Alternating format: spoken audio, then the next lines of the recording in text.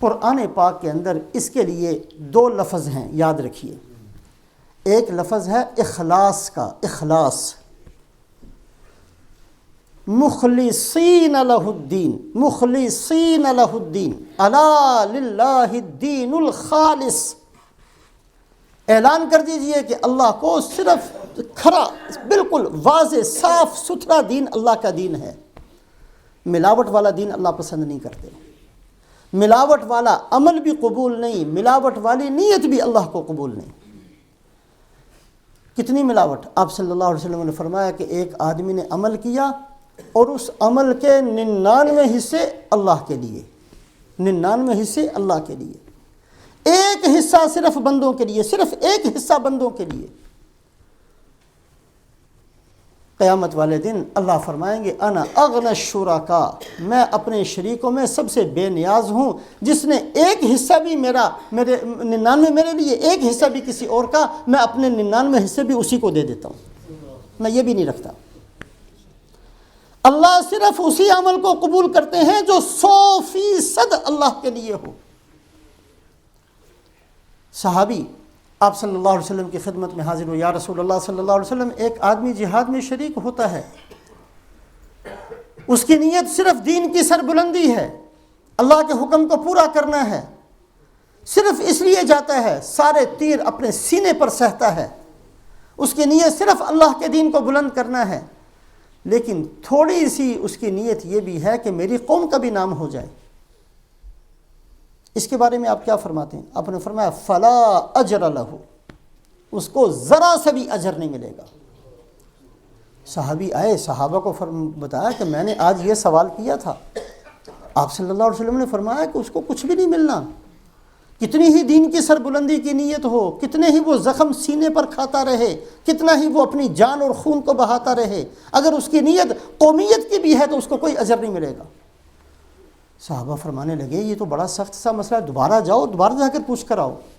دوبارہ پھر بھیجا کہ شاید آپ صلی اللہ علیہ وسلم نے بات کو پوری طرح نہ سنا ہو، یا شاید آپ کا مقصد پوری طرح یہ صحابی نہ سمجھے ہوں۔ دوبارہ بھیجا، دوبارہ پھر جا کر انہوں نے وہی الفاظ بڑے آہستہ آہستہ کر کے دہرائے۔ آپ نے فرمایا فلا اجر لہ، کوئی اجر نہیں ہے۔ تیسری دفعہ پھر صحابہ نے بھیجا، یہ تو بڑا مسئلہ، پھر آپ صلی اللہ علیہ وسلم نے فرمایا فلا اجر لہ۔ اس کے لیے ہوا کا ایک لفظ ہے قرآن پاک کے اندر، اللہ کی رضا کے علاوہ جتنی غرضیں، جتنی نیتیں، جتنی تمنائیں انسان کے دل میں پیدا ہوتی ہیں ان سب کا نام ہے ہوا، خواہش۔ وما ينطق عن الهوى ان هو الا وحی یوحی۔ آپ صلی اللہ علیہ وسلم کی عظمت یہ ہے کہ آپ صلی اللہ علیہ وسلم نے ساری زندگی ایک بات بھی اپنی اس نفسانی خواہش کی وجہ سے نہیں کی۔ نفسانیت جہاں آ جائے گی، جہاں اللہ کی رضا کے علاوہ ذرا سا بھی کوئی اور نیت اور مقصد بن جائے گا، جہاں رسول پاک علیہ الصلاۃ والسلام کی سنت کے علاوہ ذرا سی بھی کہیں اور نیت آ جائے گی، اللہ فرماتے ہیں میرے ہاں یہ عمل قابل قبول نہیں ہے۔ اس کا نام ہوا ہے۔ وَلَا تُطِعْ مَنْ أَغْفَلْنَا قَلْبَهُ عَنْ ذِكْرِنَا وَاتَّبَعَ هَوَاهُ۔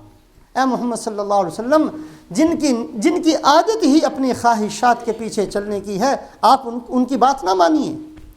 فَإِن لَّمْ يَسْتَجِيبُوا لَكَ فَاعْلَمْ أَنَّمَا يَتَّبِعُونَ أَهْوَاءَهُمْ۔ اے محمد صلی اللہ علیہ وسلم، اگر یہ آپ کا اتباع کرتے ہیں، یہ آپ کا اتباع ہے، اور اگر آپ کے اتباع کے علاوہ کچھ اور چلتے ہیں تو وہ سب خواہشات والی زندگی ہے۔ میں نے اور آپ نے ایک دفعہ نہیں، بار بار سوچنا ہے کہ ہم نے جو ساری زندگی عمل کیے ہیں، یہ کوئی عمل اوپر پہنچے گا بھی کہ نہیں پہنچے گا؟ عملوں کی کمی نہیں ہونی قیامت والے دن۔ بہت سارے بندے بہت کچھ لے کر جائیں گے۔ فَلَا نُقِيمُ لَهُمْ يَوْمَ الْقِيَامَةِ وَزْنًا، اللہ فرمائیں گے ہمارے ہاں کسی کام کا نہیں ہے، بھاگ جاؤ۔ وَالَّذِينَ كَفَرُوا أَعْمَالُهُمْ كَسَرَابٍ بِقِيعَةٍ يَحْسَبُهُ الظَّمْآنُ مَاءً۔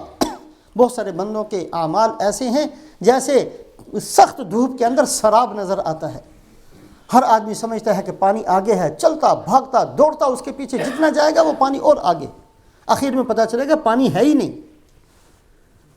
ایسے ہی اعمال ہوں گے بہت سارے بندوں کے، وہ سمجھتے ہیں کہ ہمارے پاس بہت عمل ہیں، لیکن نیتیں بگاڑ لینے کی وجہ سے، نیتیں خراب کر لینے کی وجہ سے کوئی عمل بھی تو قابل قبول نہیں ہوتا۔ یہ تھوڑی سی مشق کرنے کی ضرورت ہے۔ گزشتہ ہفتے جیسے کہ یہ بیان میں ہوا تھا کہ فتنے دلوں پر آتے ہیں، آپ صلی اللہ علیہ وسلم نے جو ایک مستقل باب بتایا ہے کہ فتنے بہت سارے آئیں گے، فتنوں کی بڑی خبر دی ہے رسول پاک علیہ السلام نے، اور محدثین نے کتاب الفتن مستقل ایک باب باندھے ہیں اپنی کتابوں کے اندر۔ فتنے کون سے فتنے؟ ان میں وہ فتنے بڑے اہم ہیں جن کا جو دلوں کی طرف آتے ہیں، جو دلوں کو بگاڑتے ہیں، دلوں کی حالت کو خراب کرتے ہیں۔ انسان نظر آتا ہے، اللہ کے ہاں وہ درندہ ہوتا ہے، انسان کی صورت میں ہوتا ہے، وہ سانپ اور بچھو ہوتا ہے، انسانی صورت میں اللہ کے ہاں کتا اور خنزیر کے برابر ہوتا ہے، انسانی صورت کے اندر کوئی جانور ہوتا ہے۔ اللہ پاک صورتوں کو نہیں دیکھتے، دلوں کو دیکھتے ہیں۔ فتنے دلوں پر آتے فرمایا کہ ایک حالت یہ پہنچ جاتی ہے، لا یعرف معروفا ولا ینکر منکرا الا ما اشرب من ہوا۔ یہ بندہ جانتا ہی نہیں ہے کہ نیکی کیا ہے اور برائی کیا ہے، اس کے سامنے تو صرف اپنا دل ہے، جو دل میں آیا وہ کرنا ہے بس۔ کبھی بھی کوئی عمل کرتے ہوئے یہ نہیں سوچنا کہ مجھے یہ کرنا چاہیے کہ نہیں کرنا چاہیے، اللہ کیا فرماتے ہیں، اللہ کے نبی کیا فرماتے ہیں، میرا دین مجھے کیا کہتا ہے، نہیں سوچنا۔ دل میں آ گیا، کرنا ہے، بس کرنا ہے۔ دل فتنوں کی آماج گاہ بنتا ہے۔ فتنے اتنے زیادہ دلوں پر آتے ہیں کہ ایک انسان ظاہری انسانی شکل و صورت کے اندر جانور خدا کے ہاں سمجھا جاتا ہے، نہ اس کی اپنی کوئی قدر و قیمت ہوتی ہے، نہ اس کے کسی عمل کی قدر و قیمت ہوتی ہے۔ ہمارے ماضی قریب کے اندر شیخ الحدیث صاحب نور اللہ مرقدہ، اللہ پاک نے بہت بڑا کام لیا تھا اور اللہ پاک نے اس کا بدلہ بھی دیا۔ جنت البقیع کے اندر اللہ پاک نے جگہ نصیب فرمائی، مدینہ منورہ کے اندر بہت زیادہ رہنا نصیب ہوا، حدیث پاک کی بڑی خدمت کی۔ ایک واقعہ عام طور پر سنایا کرتے تھے۔ فرمایا کہ ایک آدمی ایک دفعہ ایک دریا کے کنارے پر پہنچا، اس نے دوسری طرف جانا تھا، اس دریا کو، اس پانی کو عبور کر کے دوسری طرف پہنچنا تھا، اور وہاں دیکھا تو کوئی کشتی نہیں ہے، شام کا وقت ہو چکا تھا، اس کو جلدی تھی، وہ ادھر ادھر بیچارہ پریشانی کے اندر بھاگ دوڑ رہا تھا کہ کسی طریقے سے کوئی انتظام ہو جائے کہ میں یہ پانی کو عبور کر کے دوسری طرف بستی کے اندر پہنچ جاؤں۔ ایک آدمی اس کو ملا کہ بھئی کیا بات ہے، کہا بڑا پریشان ہوں، میں نے ہر حالت میں فلانی جگہ پہنچنا ہے اور یہاں کوئی کشتی نہیں ہے۔ تو اس نے کہا کہ وہ جو جھونپڑی نظر آ رہی ہے وہاں ایک بزرگ بیٹھے ہوئے ہیں، ان کے پاس چلے جاؤ اور ان کو جا کر کہو کہ وہ اس پانی کے اوپر سے آپ کو گزروا دیں۔ وہ انکار کریں گے لیکن تم پیچھے پڑ جانا، اللہ پاک نے ان کو یہ صلاحیت دی ہے کہ وہ پانی کے اوپر سے تمہیں گزروا دیں گے۔ اب یہ بندہ پہنچ گیا، جا کر کہا جی بزرگوں کوئی مہربانی کرو، مجھے دوسری طرف جانا ہے، کسی بھی صورت میں مجھے پہنچا دو۔ اس نے کہا تیری مت ماری ہوئی ہے، یہ میں انسان ہوں کہ کیا ہوں، میں نہیں پہنچا سکتا۔ یہ پیچھے پڑا رہا۔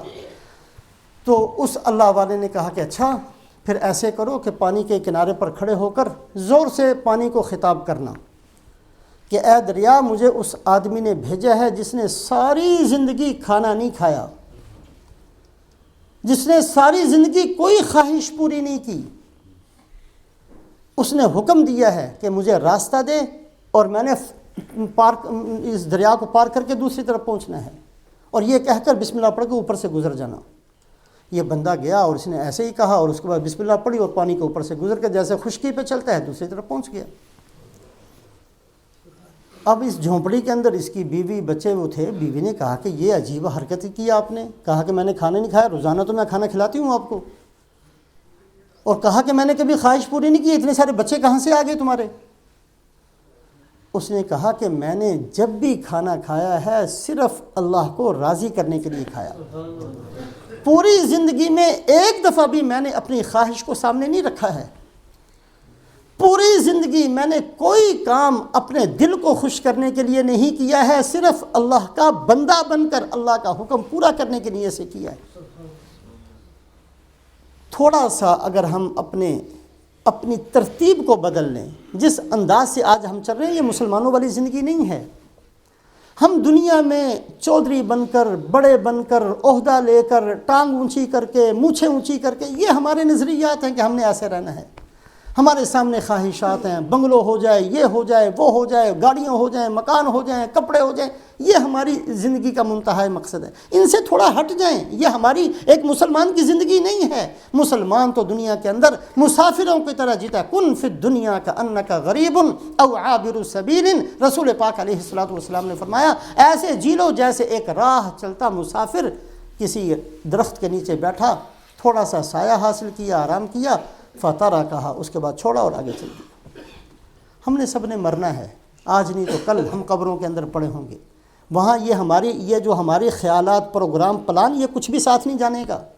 وہاں وہی چیزیں جائیں گی جس کا اللہ نے حکم دیا، جس کو ہم کر لیا، جو اللہ کے احکامات پورے کر لیے، جو ایمان ساتھ مل گیا، جو اللہ کی محبت ساتھ رہ گئی، جو تقوی آ گیا، جو طہارت اندر پیدا ہو گئی، جو دل کے اندر پاکی پیدا ہو گئی، جو دل کے اندر ایمان کی عظمت آ گئی، جو دل پاک ہو گیا، یہ وہ چیزیں ہیں جو ہماری قبر میں کام آئیں گی۔ نہ بیٹا ہوگا، نہ بیوی، کوئی نہ ہوگا، اس تنہائی کے اندر ان چیزوں نے کام آنا ہے۔ تو تھوڑا سا کوشش فرمائے، اللہ مجھے سب سے زیادہ توفیق نصیب فرمائے کہ ہم اپنی زندگی کو ایک مسلمان بن کر جینا، اگر ہم مسلمان بن کر جینے کا ارادہ کریں گے، مسلمان بن کر ہماری موت آئے گی، اللہ ہمیں یہ نصیب فرمائیں گے۔ اللہ اپنے فضل و احسان سے نصیب فرمائے۔